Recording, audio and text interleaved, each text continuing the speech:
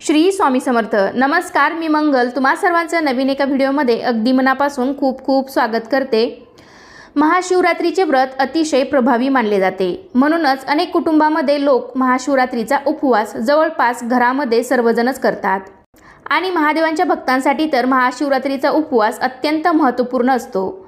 महाशिवरात्रीचा उपवास करण्याची प्रत्येक ठिकाणची पद्धत वेगळी असली तरी सर्वसाधारणपणे इतर उपवासाप्रमाणेच या दिवशीही उपवासाचे पदार्थ खाल्ले जातात. पण त्यामधले असे काय काय उपवास असतात की ज्यामध्ये एखादा पदार्थ हा खाल्ला जात नाही, तो वर्ज्य केला जातो.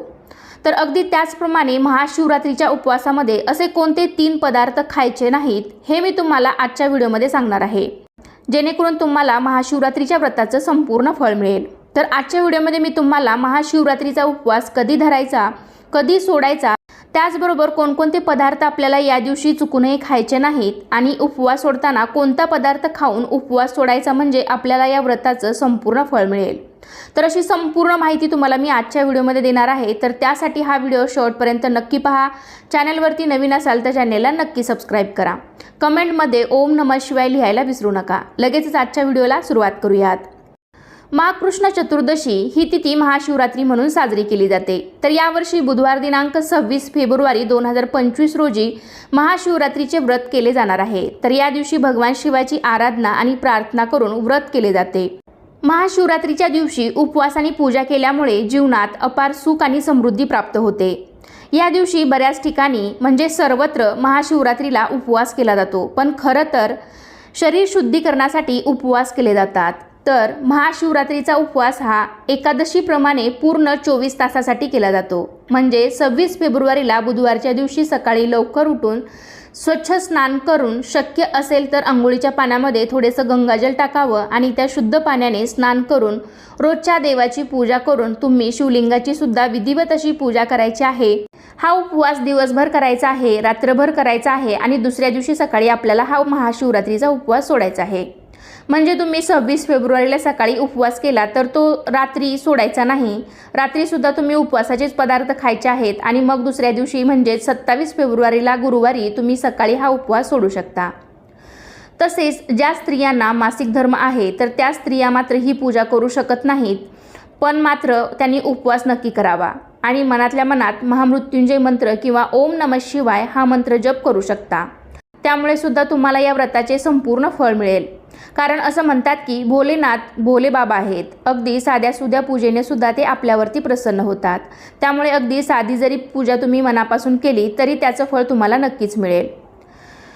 त्याचबरोबर जी लहान मुलं आहेत, वृद्ध किंवा म्हाताऱ्या व्यक्ती आहेत ज्या की वारंवार आजारी असतील किंवा आता हल्ली बऱ्याच जणांना शुगरचं वगैरे प्रमाण आहे तर त्यांना गोळ्या वगैरे घ्याव्या लागतात किंवा गर्भवती स्त्रिया आहेत, तर या सर्वांनी कोणत्याही प्रकारचा उपवास किंवा कोणत्याही नियमांचं पालन करण्याची कोणतीही आवश्यकता नाही. फक्त त्यांनी केवळ भगवान शिवशंकरांचे महादेवाचे स्मरण करावं, मनातल्या मनात जप करावा. एवढं जरी त्यांनी मनापासून केलं तरी त्यांना पुण्याची प्राप्ती होते आणि महाशिवरात्रीच्या व्रताचं फळसुद्धा त्यांना मिळतं. आता हे व्रत कसं केलं जातं, तर हे व्रत 3 प्रकारे केलं जातं. एक म्हणजे निर्जळी म्हणजे कडक उपवास. तर या व्यक्ती दिवसभरात पाण्याचा थेंबही घेत नाहीत, असा उपवास म्हणजेच निर्जळी उपवास. पण हा उपवास ज्यांना शक्य आहे त्यांनीच करावा, अन्यथा एवढं कडक व्रत करण्याची काहीही आवश्यकता नाही. आणि दुसरं म्हणजे फलाहारी व्रत. म्हणजे बरेच जण या व्रतामध्ये या उपवासामध्ये दूध आणि फळे याचा समावेश करतात. शेंगदाणे, तळलेले चिप्स, उपवासाचे पदार्थ जे काही असतील तर ते खाऊन सुद्धा हा उपवास केला जातो. आणि तिसरं म्हणजे असं सांगितलं जातं की या उपवासाला शक्यतो मिठाचं सेवन करू नये. म्हणजे आपलं समुद्री मीठ असतं तर ते या उपवासाला चालत नाही असं म्हणतात. पण अनेक जणांना हे सुद्धा जमत नाही, म्हणजेच बिना मिठाचे पदार्थ खायला बऱ्याच जणांना जमत नाही. तर त्यांनी शक्यतो सैंधव मिठाचा वापर करावा. ते थोडं गुलाबी रंगाचं असतं, ते तुम्ही उपवासाला खाल्लं तरीही चालू शकतं. उपवास करताना मात्र आपण शरीर शुद्धीसाठी उपवास करतो, पण आपलं मनही या दिवशी तेवढंच स्वच्छ असणं गरजेचं आहे. चांगले विचार आपल्या मनामध्ये असणे गरजेचे आहेत. म्हणजे या दिवशी आपलं आचरण हे चांगलं असावं. कोणाशीही वादविवाद, शिव्याशाप अशा गोष्टी करू नये, कोणाशीही भांडण करू नये. तर या दिवशी सर्वांशी प्रेमाने वागावे, गोड बोलावे. उलट या दिवशी शक्यतो जास्तीत जास्त वेळ शिवाच्या ध्यानधारणेमध्ये घालवावा. मंत्र जप करण्यात घालवावा. असं केल्याने महादेव तुमच्यावरती लवकर प्रसन्न होतील. उपवासाच्या दिवशी आपल्याला नेहमीपेक्षा थोडं आणि सात्विक अन्न घ्यायचं आहे, कारण काही उपवास असे आहेत की जे दुसऱ्या दिवशी सोडले जातात, जसे की हरतालिकेचा उपवास असेल, एकादशीचा असेल किंवा महाशिवरात्रीचा असेल, तर हे उपवास आपण दुसऱ्या दिवशी सोडतो। त्यामुळे या दिवशी कमी प्रमाणात आणि पचायला हलके असे पदार्थ आपण खावेत, कारण उपवास करणे म्हणजेच पोटाला आराम देणे। त्यामुळे शक्यतो आपण कमीत कमी आणि हलके पदार्थ खाण्यावर भर द्यावा। त्यातल्या त्यात तुम्ही खजूर, राजगिरा, रताळे, सुकामेवा, फळे अशा पदार्थांचा जास्तीत जास्त समावेश करावा, किंवा मग तुम्ही फळांचा रस किंवा नारळ पाणी यांचा सुद्धा तुम्ही आहारामध्ये समावेश करू शकता।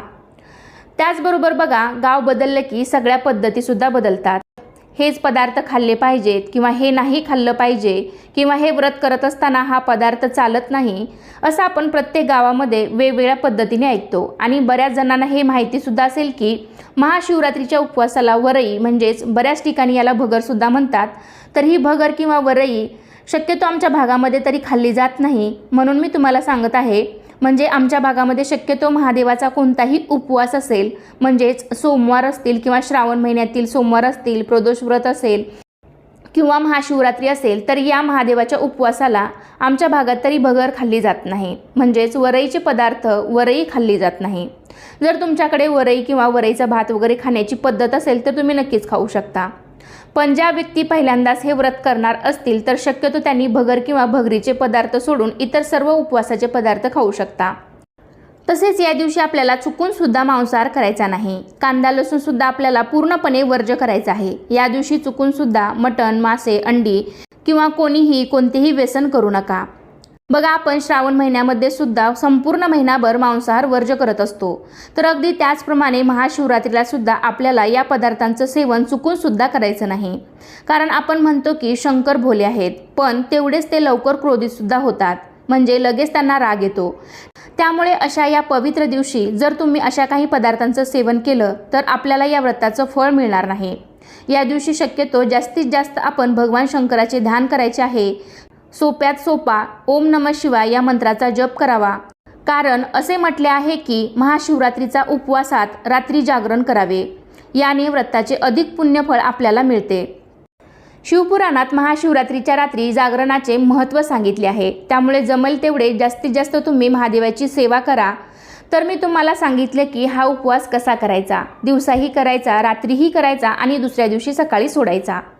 महिलांनी केस वगैरे तुम्ही या दिवशी धुवू शकता, काहीही अडचण नाही, कारण त्या दिवशी बुधवार आहे।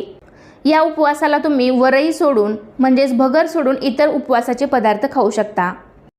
तर बघा, आता बऱ्याच ठिकाणी उपवास हा दही भात खाऊन सोडला जातो। म्हणजे थोडक्यात सांगायचं झालं तर उपवास सोडताना सुद्धा आपल्याला सात्विकच अन्न ग्रहण करायचं आहे, म्हणजे आपल्याला दिवसभर केलेल्या उपवासाचं संपूर्ण फळ मिळेल। म्हणजे उपवास सोडताना तुम्ही कोणत्याही प्रकारचा मांसाहार किंवा मसालेदार पदार्थांचं सेवन करू नका। जर शक्य झालं तर एखादा गोडाचा पदार्थ खाऊन, दही भात खाऊन, किंवा मग तुम्ही जेवण बनवलं असेल तर साधं सात्विक वरण भात, भाजी पोळी, चपाती असं जेवण करून सुद्धा तुम्ही उपवास सोडू शकता। अनेक ठिकाणी बघा, जेवताना कांदा खातात, तर शक्यतो हा उपवास सोडताना तुम्ही कच्चा कांदा खाऊ नका। साधे आणि सात्विक अन्न ग्रहण करूनच तुम्ही हा उपवास सोडा, जेणेकरून तुम्हाला केलेल्या व्रताचं, या उपवासाचं संपूर्ण फळ मिळेल। कारण हे व्रत अतिशय प्रभावी मानले जाते। असे म्हणतात की कुमारिकांना चांगला नवरा मिळावा म्हणून हा उपवास करावा। तसेच विवाहित स्त्रिया, पुरुषांनी सुखी संसारासाठी हा उपवास करावा। तर अशा प्रकारे आजच्या व्हिडिओमध्ये मी तुम्हाला महाशिवरात्रीच्या व्रताचे महत्त्व सांगितलेलं आहे। त्याचबरोबर महाशिवरात्रीचा उपवास कसा करावा, कसा सोडावा, काय खाऊन उपवास सोडावा, त्यामुळे तुम्हाला या व्रताचं संपूर्ण फळ मिळेल।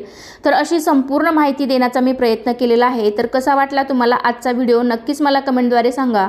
व्हिडिओ आवडला असेल तर व्हिडिओला लाईक करा, जास्तीत जास्त तुमच्या फ्रेंड फॅमिलीमध्ये शेअर करायला विसरू नका। चॅनलवरती तुम्ही नवीन असाल, चॅनलला अजूनही सबस्क्राईब केलेलं नसेल, पहिल्यांदाच तुम्ही माझे व्हिडिओ पाहत असाल तर चॅनलला नक्की सबस्क्राईब करा आणि कमेंटमध्ये ओम नमः शिवाय लिहायला विसरू नका। चला तर मग पुन्हा भेटूया अशाच एका छानशा आणि माहितीपूर्ण व्हिडिओमध्ये। तोपर्यंत सर्वांना श्री स्वामी समर्थ। धन्यवाद। ओम नमः शिवाय।